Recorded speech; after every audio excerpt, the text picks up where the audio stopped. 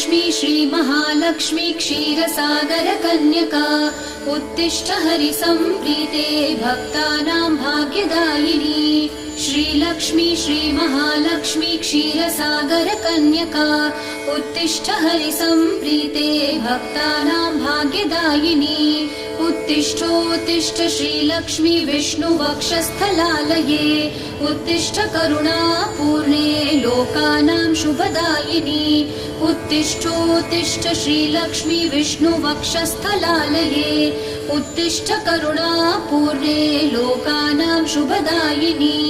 श्रीपद्ममध्यवसिते वरपद्मनेत्रे श्रीपद्महस्तचिरपूजितपद्मपादे श्रीपद्मजातजननी शुभपद्मवक्त्रे श्रीलक्ष्मी भक्तवरदे तव सुप्रभातम्।